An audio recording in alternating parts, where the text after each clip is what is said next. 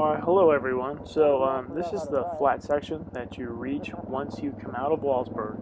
You go up through the canyon and you come up.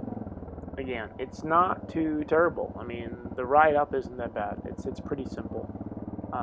It's a lot of fun though. I mean, I have to say, out of the rides that we've done, this is a lot of fun.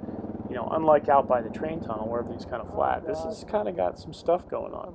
Again, we made mention about the fact that, you know, after all summer, you got side-by-sides, four-wheelers, Jeeps, trucks, trailers, everything. I mean, there was a trailer, it's either coming up in the video or before in the video, where it just tears the hell out of everything.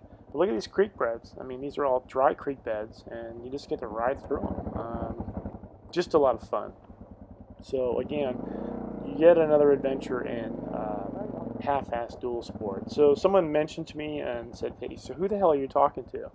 So in front of me is Kelly, and Kelly doesn't have a Cena engaged on his helmet. Above him would be Kraig. So I'm talking to Kraig, who's out in front of me. So I'm the third one back. And the reason I ride in the back is because if Kelly runs into issues, then I'm there. Okay, so here we are. You can see Uncle Buck and his buddies coming down. We're not sure where that road goes. In further research, I got an idea. I think it heads out toward Daniel's Summit, which is out on 40. So for all of you, you know, for all my international watchers, which there aren't any, that's a really cool place. So here we go. And we're heading up. Look at the condition of the road as far as the dust. It's bad enough that, you know, I had some lung issues in July, and I have some lung issues in general. But look at the dust. It's like talcum powder. Let's stop and turn the GoPro onto my nose. All of which that footage was shit. So the contour footage, which is what you're watching, is awesome. So that dust is the consistency of talcum. It's pretty bad. There's a couple times I stopped and, you know, I had to blow my nose, and it was horrible. So by the time I got home, I thought I was coughing up mud. I think I probably lost like 3 years of my life or something. But no, I'm telling you, it was worth it on a Sunday. I mean, look at this cool stuff. I mean, if this is something you want to do, you're older, you want to slow down. I'm not fast, and who gives a shit about being fast? I know guys that want to ride fast. Okay, ride fast. Okay, I could ride faster. But then you also miss things. It doesn't look like I look at anything, but, you know, my eyes do go, you know, left to right. But again, in half-ass enduro adventures that we've got going on for middle-aged men, I mean, look at this stuff. I mean, this is Sunday morning. I think Kraig mentioned it last November when we were on top of the mountain, and we had an unusual warming streak, and it was in the 60s. It was in the 50s on top of the mountains when we got up there. And he said, just think, some people right now are sitting home watching football. So just think, this time right now, somebody was home watching tennis or golf on a Sunday morning. Or, you know, okay, people go to church. But, I mean, but at the same time, somebody was sitting at home doing nothing. When for a couple of grand and a little bit of investment, and it doesn't have to be that much, you can go do this stuff. So, I mean, it's sanity. It's cheaper than, you know, well, I guess if you have insurance, you can pay for all the freaking meds. But, you know, for a little bit of sanity just to keep things going, it's amazing. I'll shut up for a little bit of narration and a little bit later. Look at those ruts. And that's something that Craig and I learned over at Jimmy Lewis's school down in Pahrump. Steering doesn't really happen. You don't use your handlebars to steer. You put pressure on the right, you go right. Put pressure on the left, you go left. And when I mean that, I mean the foot pegs, not the handlebars. You can bang those handlebars left or right and then gun it, and you're going straight. You steer in and out of ruts using your foot pegs while you're standing. It's really rather amazing. Again, here's that silt. That silt actually fills up the ruts, which can be a little unnerving. But at the same time, all those pucker moments are what makes this fun.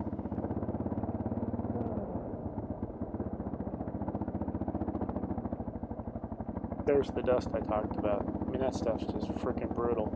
I'm glad I put my goggles on. Everything you can't see is we are heading up. And we are heading up into the alpine regions. So So those are all the Quakies. Well, there's those awesome ruts again. So I want you to think about this. My front doorstep on my GPS is 4,500 feet. So miles over 5,000 feet. My front doorstep's 4,500 feet. I'm telling you right now, I'm over a mile high right now. So you've got dust, you've got old man, and you got some asthma going on. Yeah, I was just staying back a little bit. These bikes, you can see the rust.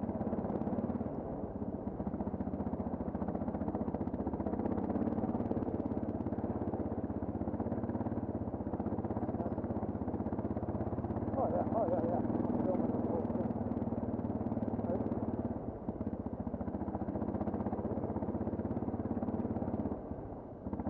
I'll let Kelly hit it first, then I'll know where it is.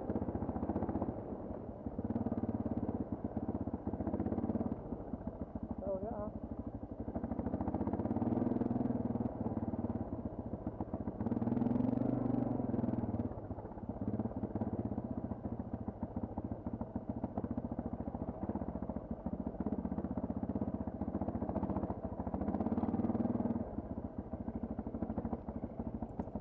Check this water crossing out. I mean, really not that hard. Really kind of simple. But I get to do that. Who gets to do that? Well, 3 of us.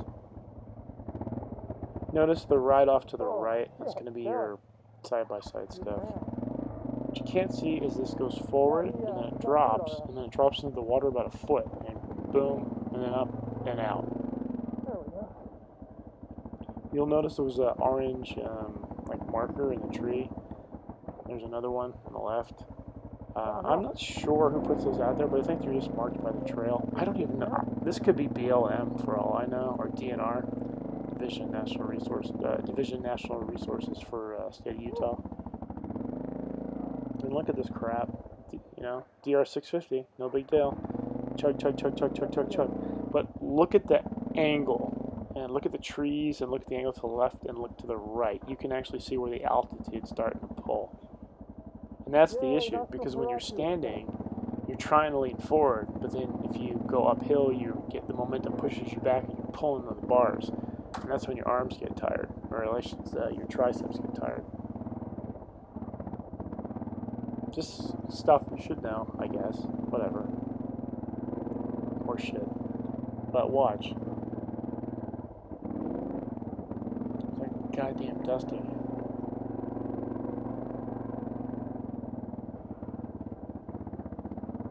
Yeah, I have no clue who goes through and cuts those Quakies out.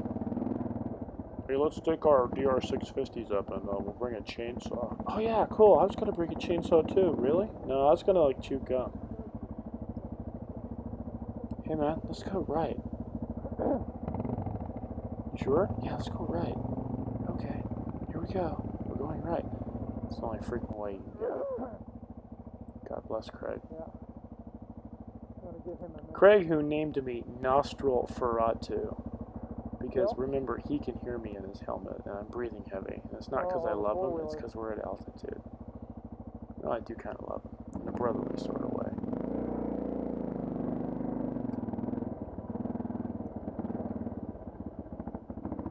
This is where I have the... yeah. Okay, so look, the right side drops. Shit. Wrong spot. Lots of swearing. What I'm trying to do is not drop onto my skid plate. Shit, I'm gonna... And I don't want to fall in. Although, if I fall in, I could start the bike and walk the bike through. But it's more fun to breathe freaking heavy and grunt and groan and sound like I'm freaking Arnold Schwarzenegger.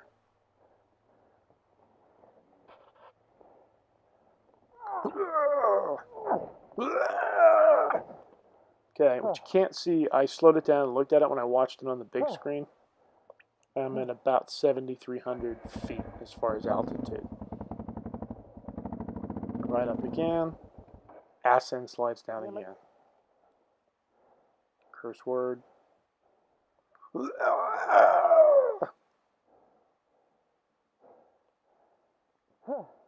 So, right That's about 2 feet, that slide. It's a pretty cool shadow. There we go. And everyone's like, well, why didn't you go off to the left? Because I freaking didn't. Because I was going up the hill and I didn't give it enough freaking gas. So there.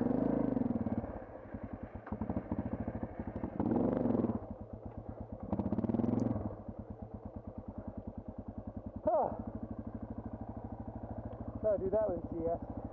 Not only are we breathing heavy, we're sweating heavy.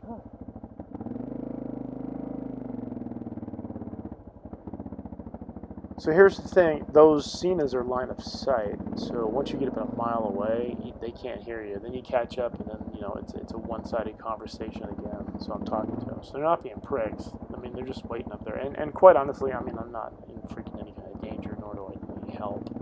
Check this shit out. Look at that. 2 years ago, I wouldn't even go near that. It's friggin' awesome. And this is all foot peg control. Left, right, dancing on the foot pegs.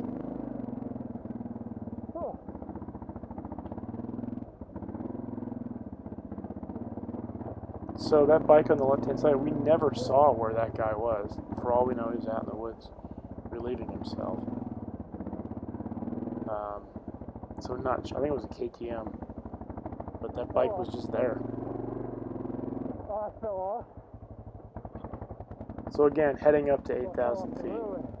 The bike then, I should say. So we're probably, I think I was at 73, where the ass end slowed down.